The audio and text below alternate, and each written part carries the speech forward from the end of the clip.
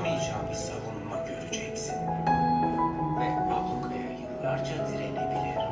O zaman diyeceksin ki, keşke içeride olabilecek adamı öldürmeseydim ve benim için korsanların dışarı çıkmalarını sağlasaydı. Sadece sen yapabilirsin, öyle mi? Beni öldürebilirsin ama hakaret edemezsin. Kimim ben? Ben Kaptan Jack Sparrow. Anlaşıldı.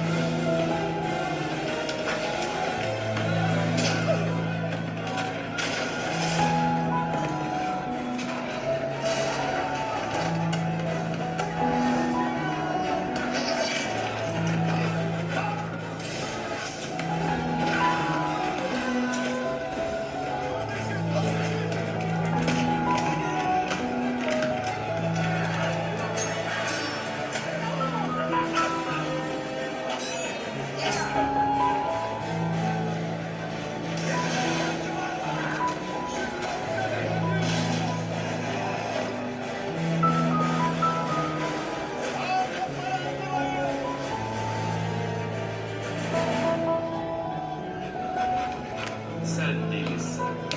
Şükürler olsun ki öyleyim. Deli olmasam asla işe yaramazdı.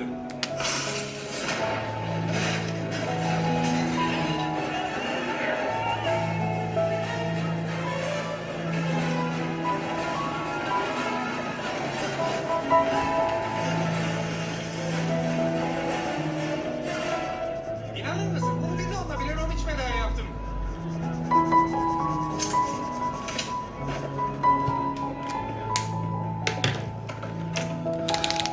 Adi, hain, korkak, kokuşmuş. Hemen deliye tıkın. Hangi gemiyi izleyeceğiz efendim? Hollandalı'nın Southfield'i takip etmesini söyleyin. Biz Karayelci'yi takip edeceğiz. Gemi takibe ne kadar sürede hazır olur?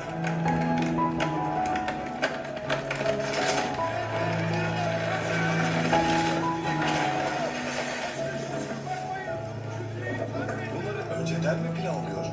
Yoksa o anda kafasından mı? Affedersiniz.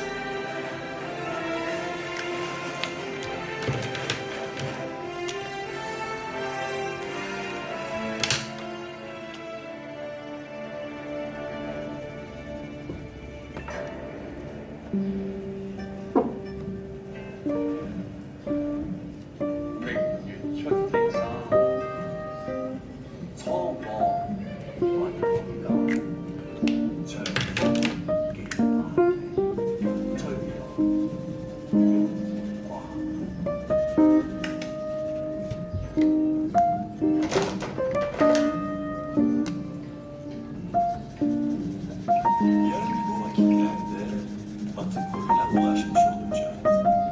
Ve sen özgür kalacaksın. Calypso. Sahip olduğun onca isim arasında bunu tercih etmezsin efendim.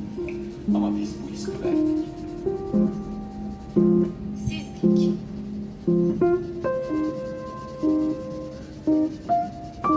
Onayla hadi. Neyi onaylı? Bir şey demedim ki. Ben değil. Kardeşler Konseyi.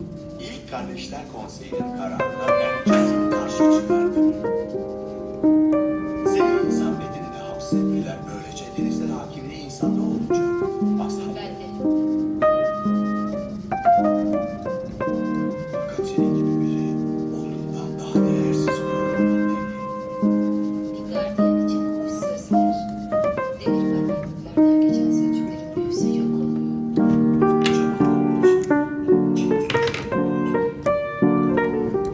Erkekler tehlikeli olsa da denize karşı ilgi duyar.